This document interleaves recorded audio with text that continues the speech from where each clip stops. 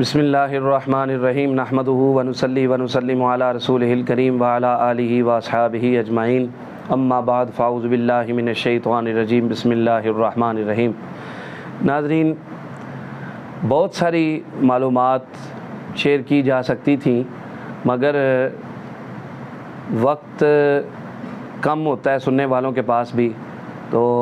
हमने ये चाहा कि जादू पे जो मालूमात हमने दे दी है और उसके मुतल्लक जो अमलियात बता दी हैं, 33 आयात भी बताई हैं और एक बेरी के पत्तों वाला अमल भी बताया है और इसके अलावा भी अमलियात बताए गए हैं। तो अब असेब की तरफ चलते हैं, जिन्नात की तरफ। तो कुरान पाक की एक आयत मुबारका है जिसका माना है कि अल्लाह पाक ने फरमाया कि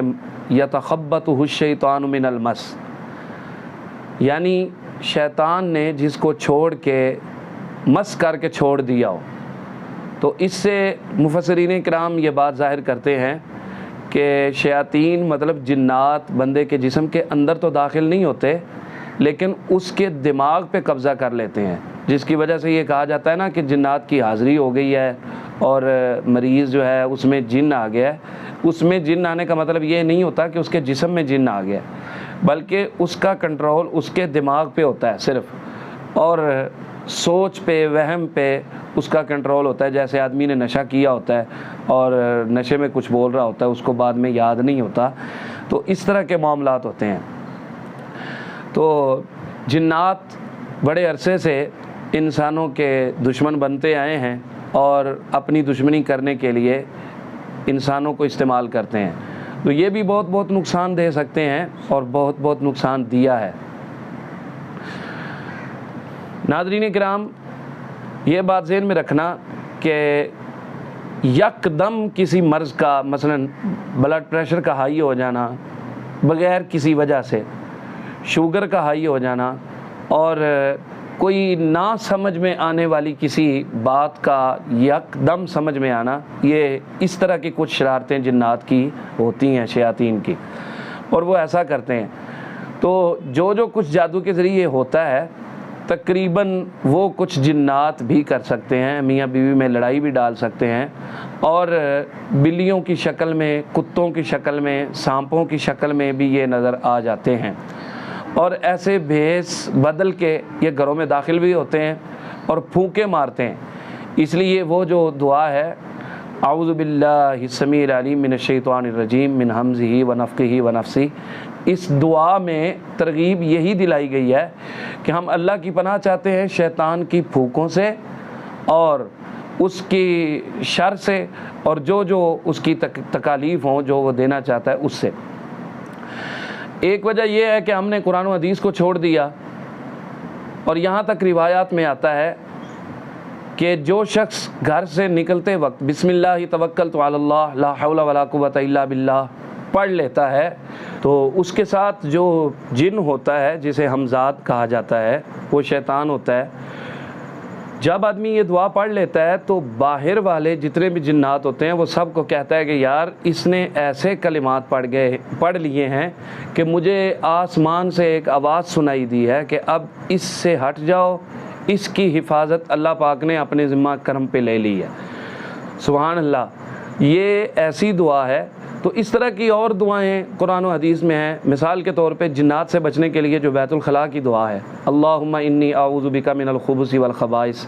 कि ए अल्लाह मैं तेरी पनाह चाहता हूँ खबीस जिन्नों और जिन्नियों के शर से, उनसे तेरी पनाह चाहता हूँ। तो इस तरह की दुआएं, ये गंदगी चीज़ों पे ज़्यादा गंदे जिन्नात होते हैं, शयातीन होते हैं। जब हमने ये दुआएं छोड़ दी, तकरीबन मैंने अपनी हर वीडियो में ये बात की है कि दोस्तों हमारा कसूर ये है कि हम कुरान और हदीस से दूर हो गए। इस वजह से जादू आम हो गया, जिन्नात के केसेस आम हो गए, मर्ज़ें आम होगी ना समझ आने वाली। डॉक्टर्स अतिब्बा इलाज कर कर के थक हार जाते हैं, समझ में नहीं आता भी क्या प्रॉब्लम क्या है। तो असली प्रॉब्लम यही है कि हमने अपने आप को कुरान और हदीस से दूर कर लिया है। तो नाज़रीन किराम, और तो और रहा, ये जिन्नात यहाँ तक वसवसे डालते हैं, यहाँ तक इंसान को परेशान करते हैं कि جب کسی کو کوئی زیادہ مسئلہ سامنے آ جاتا ہے تو شیطان اس کو کبھی اس کے باپ کی شکل میں دکھائی دیتا ہے، کبھی اس کی ماں کی شکل میں بھی دکھائی دیتا ہے اور اپنا کام کرواتا ہے اس سے۔ اسی طرح عورت کو شوہر کی شکل میں بھی دکھائی دیتا ہے، اور یہ آپ نے کیسز اکثر دیکھے ہوں گے کہ کوئی کہتا ہے کہ مجھے آواز آئی ہے، کسی نے مجھے بلایا ہے، کوئی کہتا ہے کہ مجھے کوئی نظر آ رہا ہے، میرے پیچھے کچھ ہے یا میرے دائیں بائیں کچھ ہے، تو یہ اس طرح کی علامات ہوتی ہیں۔ تو برائے مہربانی یہ بات سمجھیں اور روحانی علاج کی طرف آئیں۔ انشاءاللہ نیکسٹ جو ویڈیوز ہوں گی ان میں جنات سے بچنے کے طریقہ کار بھی بتائے جائیں گے کہ ان سے کیسے محفوظ رہا جا سکتا ہے۔ ایک عمل میں ضمناً عرض کر دیتا ہوں کہ حدیث پاک ہے، نبی کریم صلی اللہ علیہ وسلم نے ارشاد فرمایا کہ اذان دیا کرو۔ اذان ایسی چیز ہے کہ جہاں تک اذان کی آواز جاتی ہے شیطان بھاگ جاتا ہے۔ اذان کی آواز سے مراد اذان جس سپیکر میں دی جائے یا ریکارڈڈ اذان مراد نہیں ہے، لائیو اذان خود دیں اور آدمی کی جہاں تک آواز جائے گی وہاں تک شیطان کی رسائی نہیں ہوگی۔ اس وجہ سے اذانیں دی جاتی ہیں۔ طاعون کی بیماری کے لیے پچھلے دنوں میں کرونا کے مسائل تھے تو علماء نے یہ کہا کہ اذانیں دی جائیں، تو اذانیں دی گئی۔ اسی طرح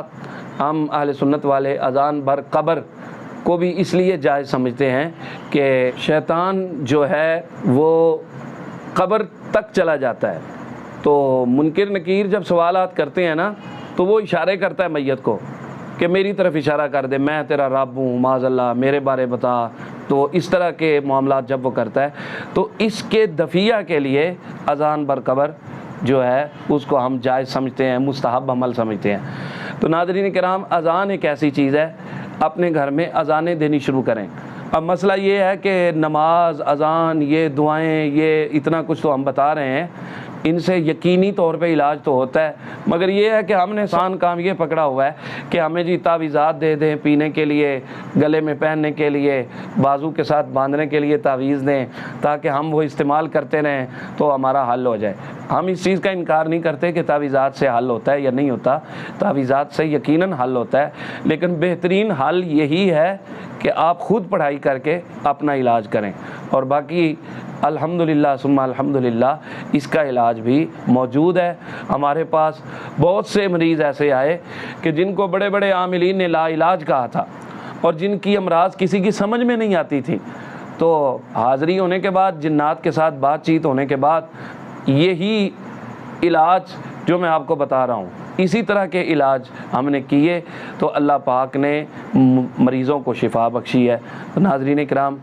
آخر پہ ریکویسٹ کہ چینل کو سبسکرائب کریں، ویڈیو کو لائک اینڈ شیئر کریں، اور آپ کے ساتھ اگر کوئی ایسا معاملہ ہے آپ اپنا استخارہ وغیرہ بھی کروا سکتے ہیں، اور اس طرح کا کوئی معاملہ ہے تو اپنے سوال کو کمنٹ باکس میں ضرور کر سکتے ہیں آپ، اور اپنے علاج کے لیے استخارہ وغیرہ کے لیے ہم سے رابطہ بھی کر سکتے ہیں۔ تو جہاں تک ہو سکے آپ اگر خود علاج کر سکتے ہیں تو یہ خود علاج کریں، جو بھی آپ، میرا یہ یقین ہے کہ یہ اذان والا عمل اگر آپ اپنے گھر میں شروع کر لیتے ہیں نا، صبح شام 7 اذانیں گھر کے کونوں میں اگر دی جائیں تو 7 دن تک یہ عمل کر لیں، انشاءاللہ سب شیاطین بھاگ جائیں گے اللہ کے فضل و کرم سے۔ السلام علیکم ورحمۃ اللہ۔